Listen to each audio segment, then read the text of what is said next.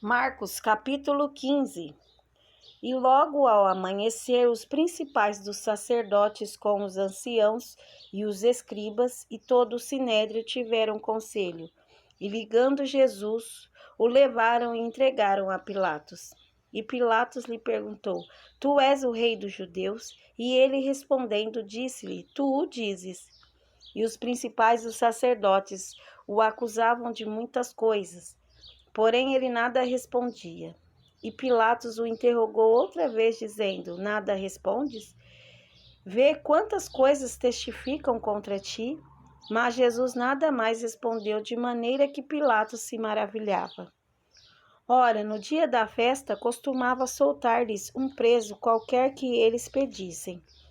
E havia um chamado Barrabás, que preso com outros amotinadores, tinham num motim cometido uma morte.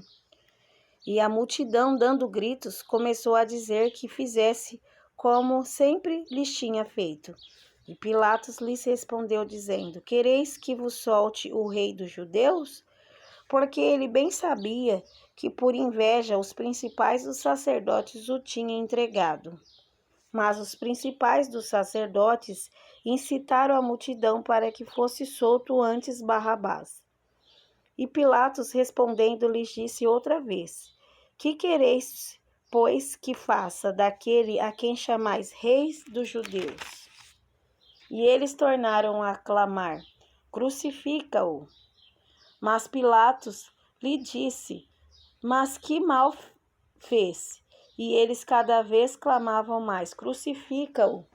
Então Pilatos, querendo satisfazer a multidão, soltou-lhes Barrabás e, açoitado Jesus, o entregou para que fosse crucificado. E os soldados o levaram dentro à sala, que é a da audiência, e convocaram toda a corte. E vestiram-no de púrpura, e tecendo uma coroa de espinho, lá puseram na cabeça, e começaram a saudá-lo, dizendo: Salve, Rei dos Judeus! E feriram-no na cabeça com uma cana, e cuspiram nele, e postos de joelho o adoraram. E havendo escarnecido, despiram-lhe a púrpura, e o vestiram com os seus próprios vestidos, e o levaram para fora, a fim de o crucificarem. E constrangeram um certo Simão Cirineu, pai de Alexandre e de Rufo, que por ali passava, vindo do campo, a ele levava a cruz, a que levasse a cruz. E levaram-no ao lugar do Gólgota, que se traduz por lugar da caveira, e deram-lhe a beber vinho com mirra, mas ele não o tomou. E havendo crucificado, repartiram os seus vestidos, lançando sobre eles sorte para saber o que cada um levaria. E era a hora terceira, e o crucificaram. E por cima dele estava escrita a sua acusação: o rei dos judeus. E crucificaram com ele 2 salteadores, um à sua direita e outro à esquerda. E cumpriu-se a escritura que disse: E com os malfeitores foi contado.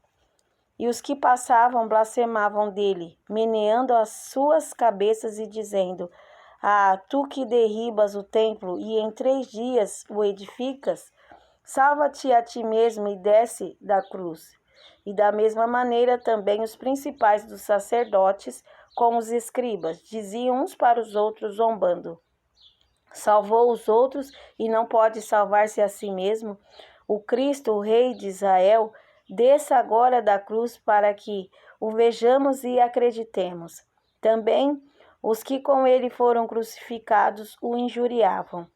E chegada a hora sexta, houve trevas sobre toda a terra até a hora 9.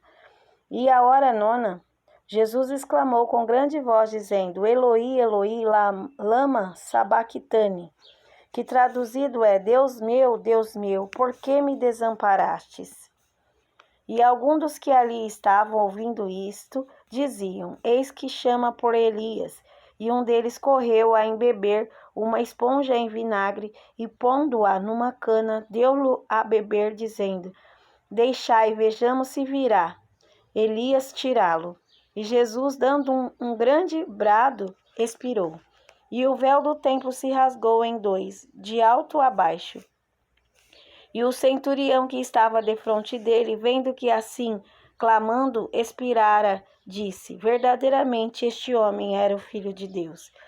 E também ali estavam algumas mulheres, olhando de longe, entre os quais também Maria Madalena e Maria, mãe de Tiago, o menor, e de José e Salomé, as quais também o seguiam e o serviam, quando estava na Galiléia, e muitas outras que tinham subido com ele a Jerusalém.